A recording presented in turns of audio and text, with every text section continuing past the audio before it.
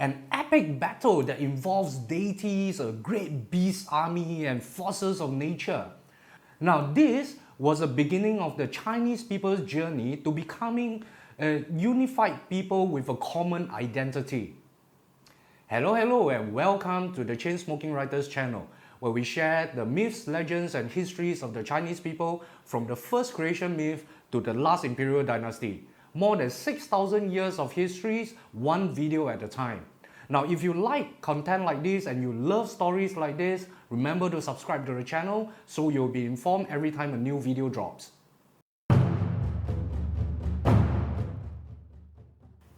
Now, what we commonly refer to as the Chinese people today actually came from three main sources in prehistoric times. The main bulk of those were the Huaxia people from the Yellow River civilizations. And then we have the Miaoman people from what is today's Sichuan regions. And then another big group of them were the Dongyi people from today's Shandong region.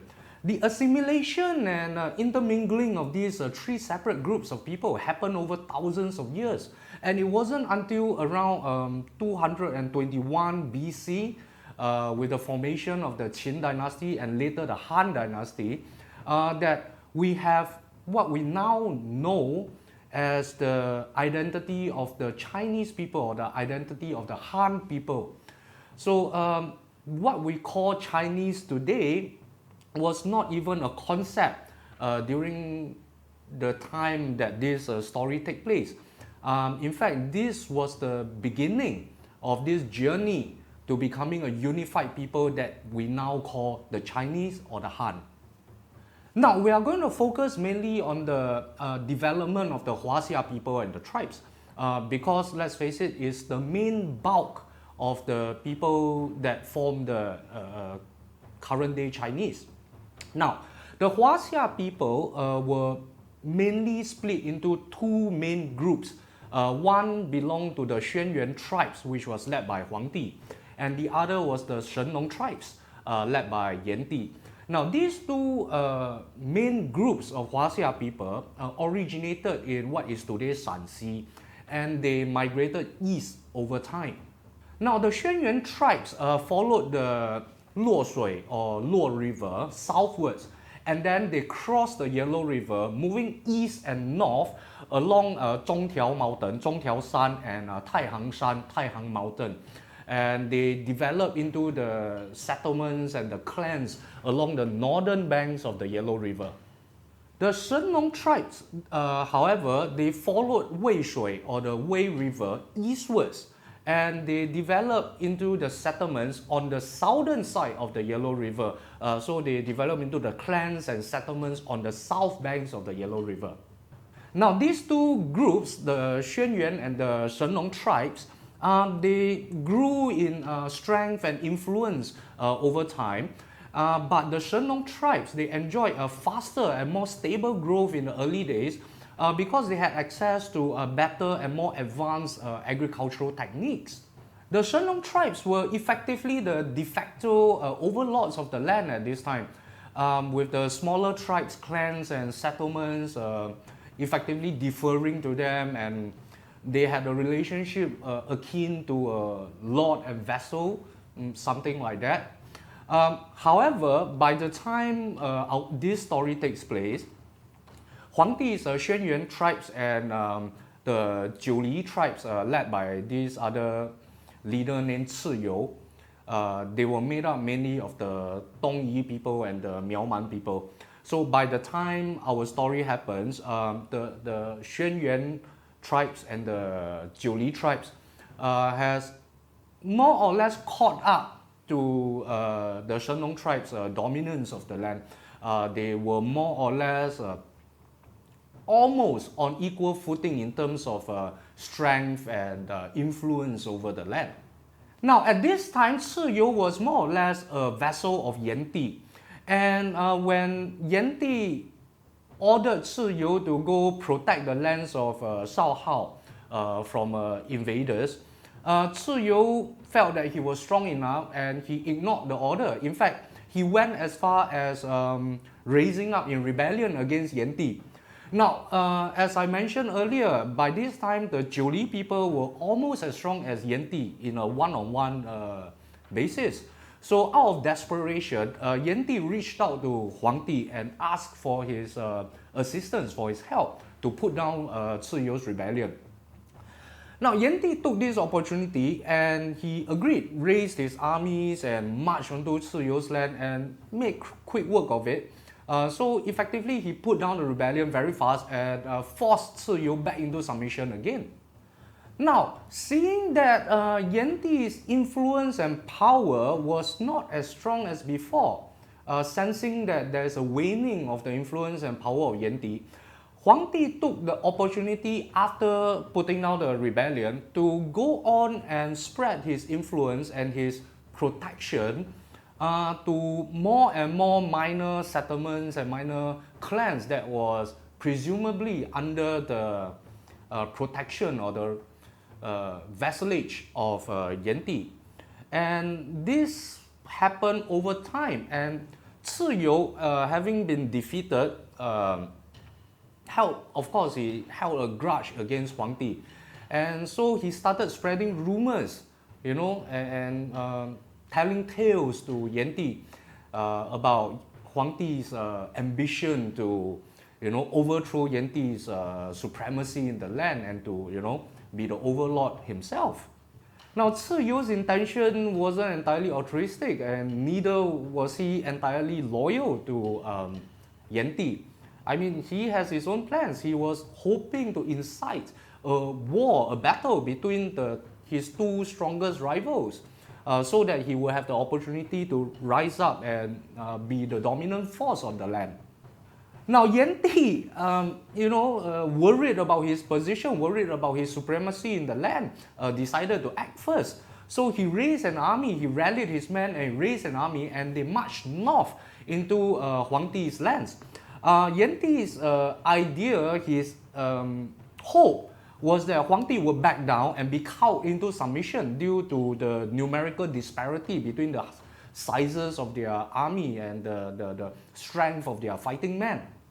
However, because Huangdi already had the influence over many of the minor tribes, and the Xuanyuan tribes are actually not weak now, as could be seen by the way they easily put down Ciyou's rebellion. So Huangdi did not really back down. He made a series of strategic retreats from battle.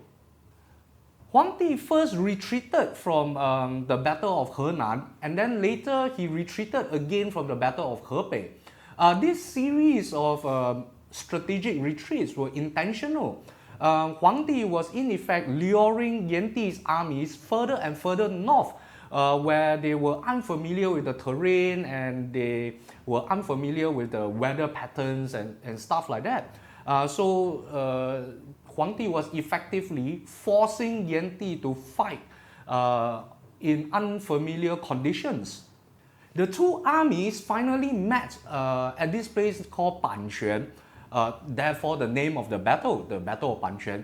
Now the armies formed up on two ends of the plains of Banquan in a face-off, you could say, and Yanti decided to initiate the first attack. Now Yanti, being the Red King, the Flame King, the personification of fire itself, sent out the great flames across the battlefield, scorching the land and burning everything in its way, turning everything into cinders. In response, Huangdi sent out the deities in charge of rain, winds, and thunder to counter the effects of the flames that was coming from the south. And the skies did open up, and such a rain that no human beings have ever seen before fell upon the land, putting out the flames in effectively no time at all.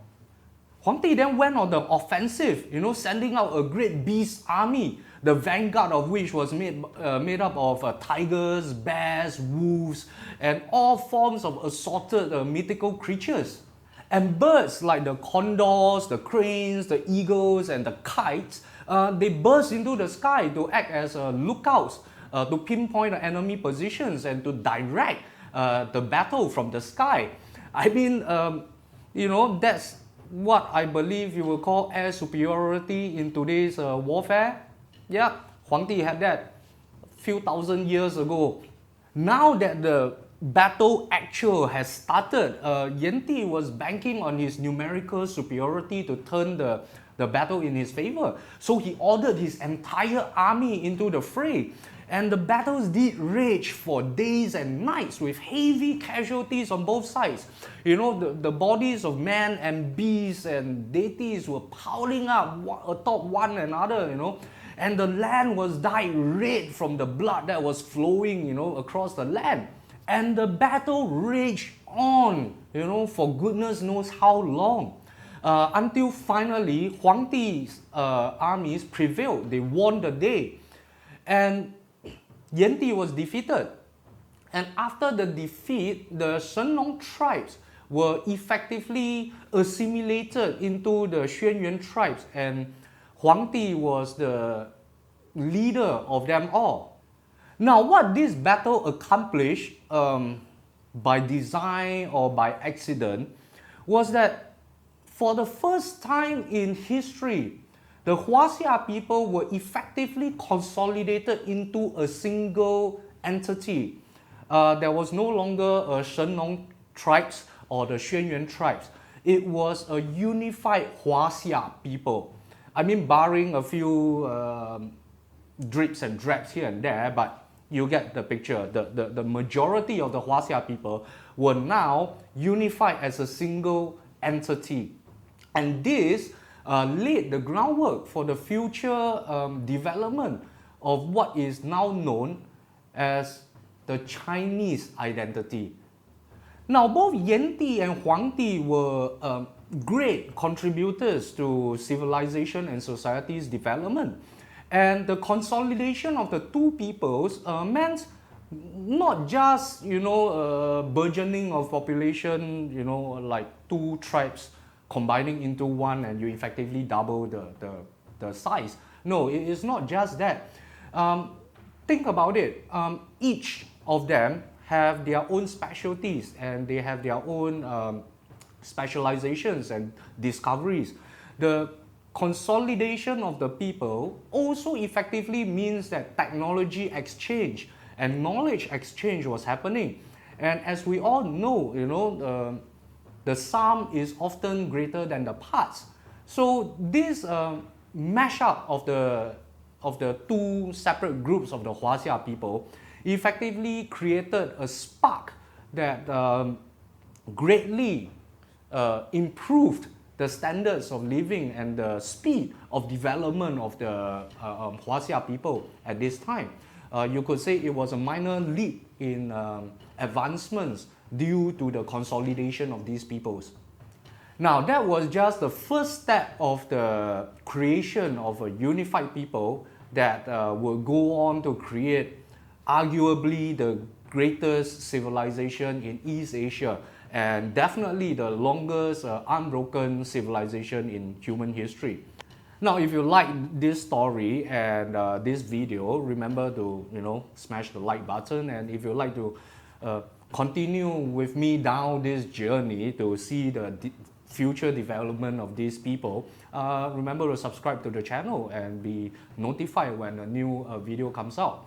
Because in the next episode, there's going to be another battle which effectively settled the division of these three major groups of the Huaxia, the Tongyi, and the Miaoman, more or less once and for all, and to have a unified people developing through time. So you look out for that. And now, let's move on to the bonus fact section.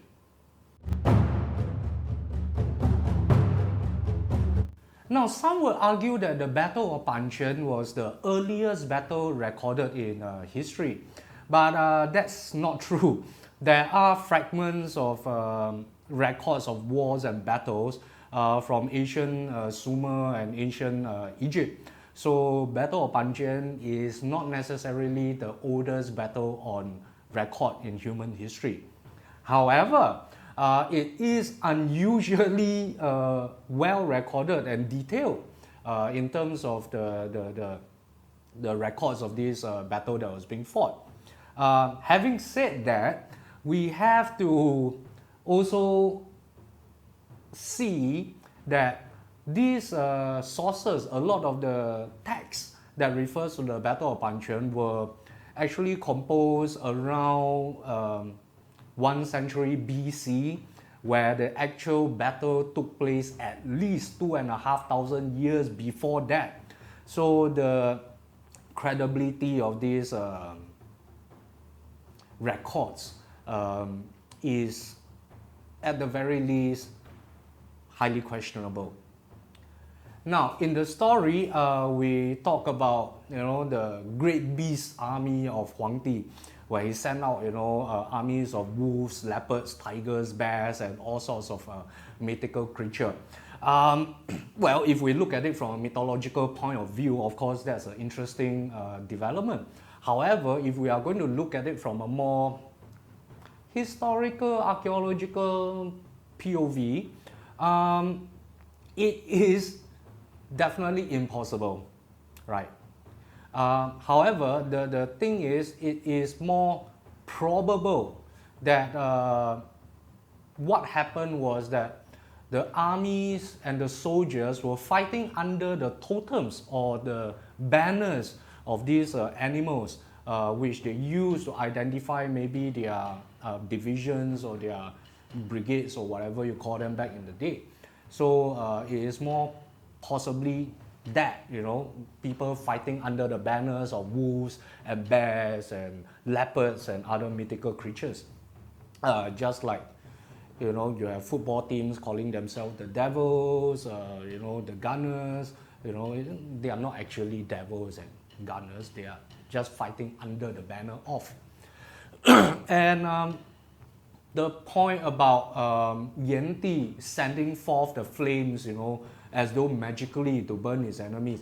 Now that is possible because we do know that Yan Di and the Shenlong people developed very advanced agricultural techniques, which most probably would have included fire fallow agriculture, slash and burn techniques. So they would most probably have good control and mastery over the use of fire, which would include the use of fire and flames as elemental weapons in battles.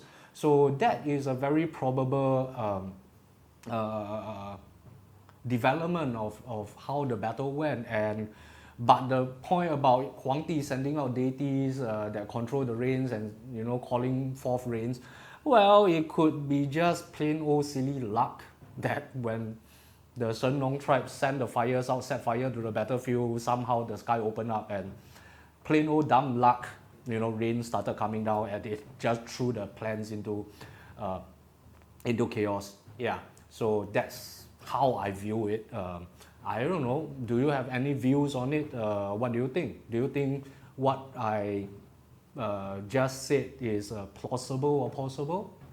Now, regarding the location of the battle itself, there are some disputes with 3 possible locations being put up over the years by historians and archaeologists. Now, the first of these would be somewhere southeast of Zhuolu in today's Hebei. The second would be Banquan village in Yanqing district of Beijing.